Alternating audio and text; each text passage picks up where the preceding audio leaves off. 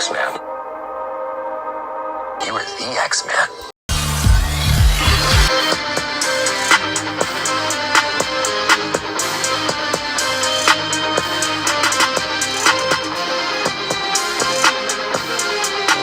What's up, guys? Welcome back to House of Power. My name is Kyle. Thanks for checking out Project Potter. Guys, this is our live-action X-Men and Deadpool in review leading up to Deadpool Wolverine 3.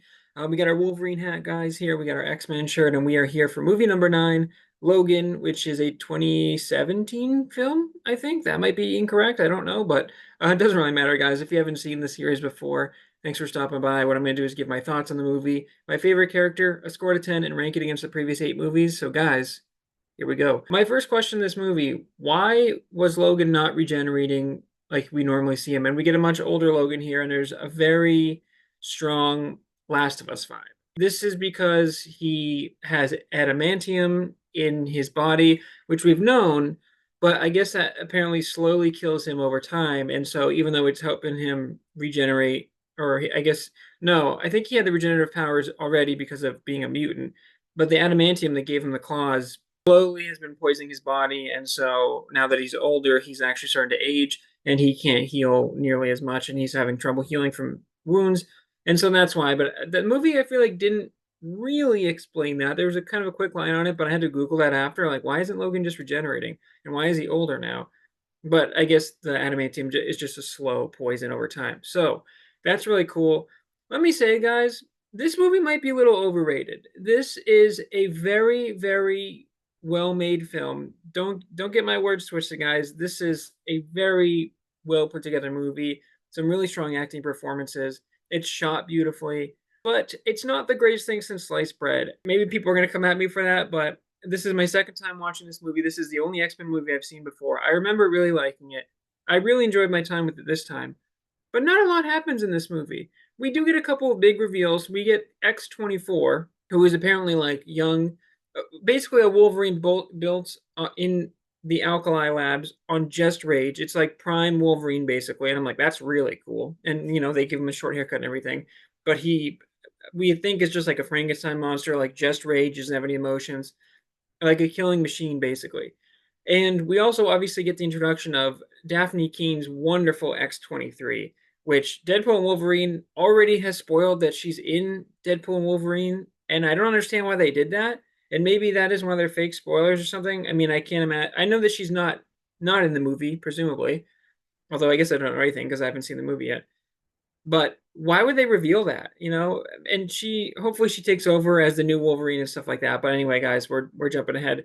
She is, I think, only 12 years old in this movie, and she is just an acting force. And again, I love his Dark Materials, the HBO show where she stars in that, and she put on an acting clinic. And obviously, she's older in that series, but this was like the world's introduction to Daphne Keene, and man, does she just absolutely obliterate it, dude. She's sassy, she's feisty, and she doesn't speak most of the movie. And then there's that funny scene where she starts speaking in Spanish, and he's like, "You can talk." He's like, "You can fucking talk, and you didn't tell me." And then she starts speaking a bunch of Spanish, and he's like, "Shut the fuck up!" It's like, it's very much a Joel and Ellie Last of Us vibe, which I was like, we gotta do this Last of Us thing. You know, everything's got to be Last of Us now, and it works in some levels, and some levels I'm like, they're trying to be Joel and Ellie so hard, and I think it took away from me a little bit. We get the albino guy. I forget his mutant. He was in. I think he was in Apocalypse. Kalbasa or whatever. We're just gonna call him Kalbasa. But he is like the guy that has been in there, and his introduction felt a little. I was kind of like, why are you in here? But we get the goat, Patrick Stewart, as Charles Xavier, who is old, but he's still so powerful as we see. But he's having seizures, and Logan's got to give him medicine, and he's running out of money, so that's why he takes the money for this job, and they want to go away. But Charles lives in like this old tanker or this old bunker because of his powers. And I love how this is an R-rated movie because some of the line deliveries here really hit more than they would in like a PG-13 movie where Patrick Stewart is like, or Charles Xavier is like, "Oh yeah, this fucking guy," or whatever. And it's like, oh, that's a more impactful line because you can swear and because it's more human. And even though he's a mutant, it is really cool to see like an older Charles who's like, you know, he's still really compassionate and all that. But I will say, guys, obviously spoilers. They killed him off a little too early in this movie, and also he didn't really get like a proper burial. They didn't spend enough time. I know Logan is freaking out and he's hitting the truck and everything, and that's a nice moment because it shows you how much he cares about Charles. But this is Charles freaking Xavier, dude. Probably arguably the most important character in the X-Men universe. And he gets stabbed by X-24, the fake Wolverine, which I thought was a cool like twist because it's like, oh my god, he thought it was Logan. And it's dark and everything. But then he's kind of like just bleeding out in the back of the truck, and then I guess he's just dead. He says something at the end, but it wasn't clear. It wasn't like a. I was hoping he would say like "I love you, Logan" or something like kind of cheesy but on the nose. But then he is just buried, but they don't really spend time with it. And I was like, man, they should have let that sit a little bit more. I feel like because it's like that's so important, and I just loved how Charles was like questioning Logan and telling him like, remember, like this is your daughter, you gotta take care of her. This is the girl. I've been telling you about this girl. Like we gotta go back for the girl. And then like obviously he's able to still freeze time. He's having these seizures, which is affecting like everyone. They go to Vegas and then Wolverine has to like slow-mo kill everyone. Like I said, guys, very, very well made movie, well acted movie, well shot. It's a very high quality movie, but it's a little overrated, I think, because basically it's kind of like Last of Us One. They got to take this girl to this place. Eventually, they go and he's like, "I got you to your friends," but he's dying, and then they got to do this thing where they don't really like each other, and it's like, okay, it's when Joel and Ellie didn't like each other at the beginning, and again, this obviously came out after Last of Us, and it was almost like they saw The Last of Us, and they're like, "Oh, we can do that. Let's make Hugh Jackman older." And let's put Daphne Keane in there. And again, Daphne Keane just acts circles around everyone. I think she's so good, and it's crazy that at 12 years old she had that kind of presence on the screen. But she's just perfect, and it's so cool to see Wolverine messing stuff up, and then her like it's like a daddy daughter Wolverine thing, and it's really really neat. I was like, okay, when is something like impactful going to happen? And it's kind of just a lot of this movie lets you sit with the characters a lot, which I think is one of its strengths.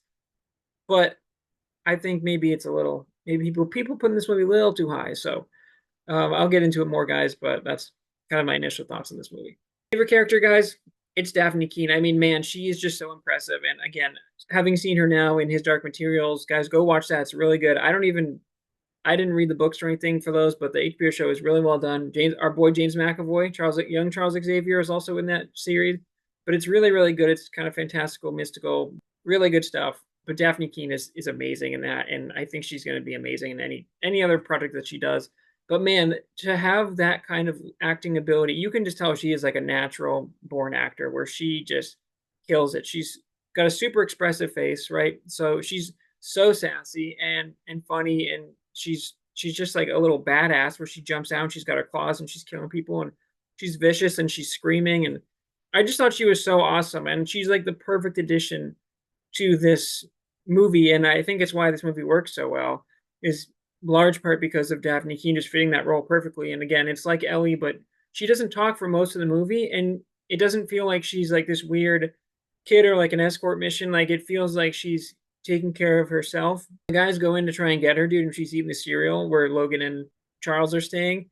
And then she comes out and I was like, oh, she holding like a ball, and she throws the decapitated head and it just rolls around. I'm like, oh, dude, this girl is badass. Like X-23, man. And so we find out that Alkali has been like trying to replicate Wolverine basically, and in X-24 it looks like they did it, but it's just Rage, so they're still clearly like not perfecting that model. But it had me wondering like, are these the first 22 kids, are those all, I think those are all like them trying to make Wolverine, but they all had different powers like ice, and one was kind of like storm with the trees and stuff. So I don't know, but Daphne Keane crushes it in this role. What an acting debut, and especially being so young, it's crazy to not only get good child actors but to kill it like that.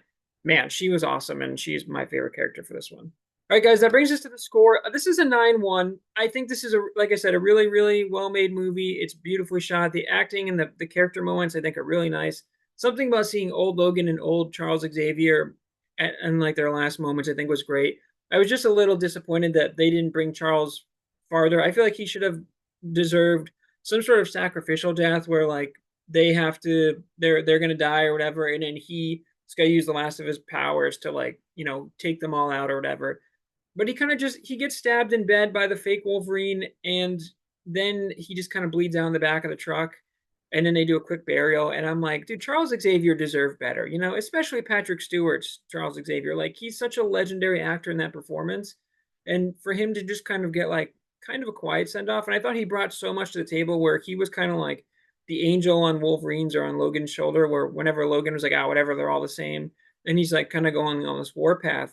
Charles is there to be like, hey, remember, like, you are compassionate too, and remember I brought you in and all this stuff. And I thought he brought a really incredible dynamic to it. But again, there's just not this really is kind of a long escort mission. And then Logan dies at the end. That's that Logan scene where he dies at the end. I will admit, when Daphne Keene starts crying, dude, and she says daddy, oh man, it hit me. It hit me hard. And I was like, man, that's really good. And I can't wait to see them in presumably in Deadpool and Wolverine. And that's gonna be cool, especially because Daphne's older now. And I think I saw an article that said like Hugh and Daphne hadn't actually seen each other in like years, so that should be really cool. And it's like, are they gonna know each other? She's probably gonna be like, oh, this is like a Wolverine variant, so maybe she's gonna like be like, oh my god, you just like you remind me of someone I knew or whatever. It's gonna be cool. But I just thought that this movie, like I said, super well made, super well acted, had some really fun moments. I thought the villain was fun too. What's his name? The guy who like was kind of like had a nice hair. Reminded me of like Dacre Montgomery, kind of like oh, is this man's about to sleep with a bunch of older women?